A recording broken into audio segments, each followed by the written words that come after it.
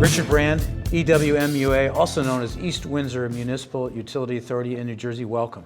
Thank you, Pete. Yeah. My pleasure. Yeah, great to see you here today, and you're going to be one of our featured speakers tomorrow on the Advocate panel. And Richard, I've enjoyed our relationship over the years and the enthusiasm with which you've tackled the whole polyethylene issue, and you brought it to your utility. Absolutely, yes. Yeah. So why did you do that? Going back when I first started, I had several of our distribution.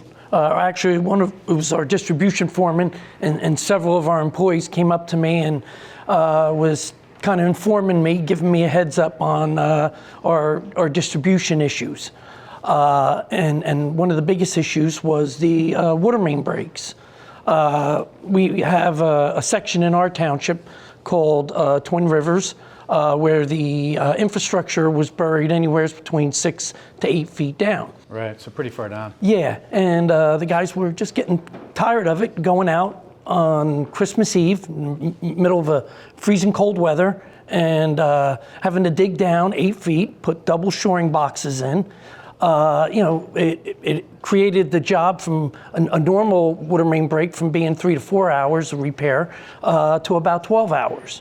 You're not a big utility, so a water main break is a big deal for you guys. Absolutely, yeah. And it's like I was saying, being 12 feet down, you guys were concerned about the safety of their, of themselves and also, other employees. Right. So I looked into it, went out on a couple water main breaks with them, seen that the ductile iron pipe was deteriorating from the outside in. It was corrosive.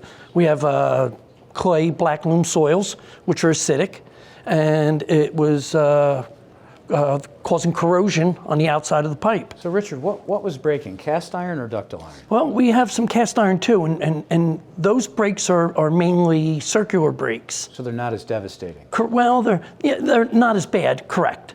Yeah. But they're still something that has to be taken care of right away. Sure. So I looked into it, and then at that point we started looking into other options. We looked into C900, we looked in PVC, and we also looked at the HDPE.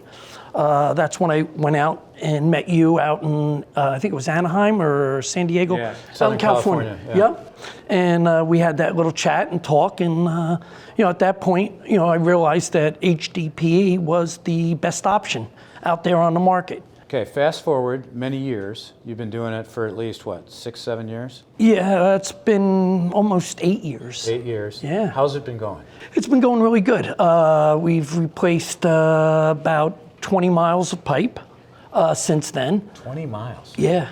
And you've added some new pipe too. Absolutely. It's not just replacement. Right, exactly. And what's your replacement routine? Is it pipe bursting? Is it open cut? Is it drilling? What are you doing? It's all depending on the area that we're in.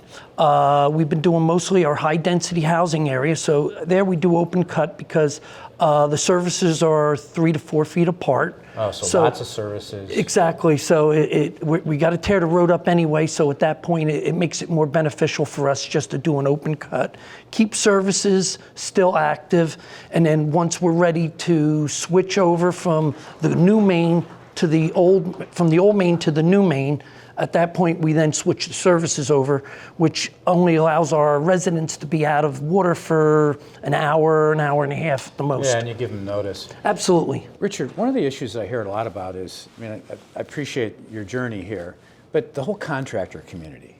Did you have to train these guys up? How did that work for you? Yeah, it was a challenge at first. Thankful to the Alliance, you and the Alliance, and ISCO and WL Plastics with your roadshow came out and helped us train our contractors in the area. Right. And they have now, they're all certified, and we now see that we're getting a lot more bidders on our projects. So are you getting tighter bids now too? Yes, we are, and not only that, some of the people that have been certified that work in the gas industry now see that there is a lot of bids coming out by us. So now they're also bidding our jobs also, which has been a win-win for us. Well, let me probe something you just said there. I mean, you said, so your use of polyethylene has grown into the districts, the utilities around you. Yes, it has. Yes, there's a small borough called Heightstown, which is in the center of us. They have now adopted HDPE, so they're solely going to it because they have seen how it has worked so well for us, and they like the product, and they have the same type of soil conditions that we have and the same issues. So now they have adopted it, and actually they're moving quite fast on it. So it's good. Okay, so you're a director of a utility.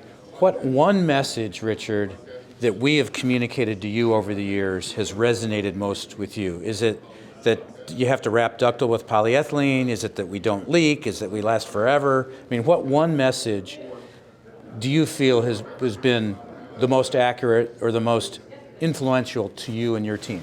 Well, as far as with the HDPE, there's several issues, several things. One is the long-term reliability. You're going to get 100+ years out of that pipe. It's leak-free. It's resistance to corrosivity, tuberculation, biofilm.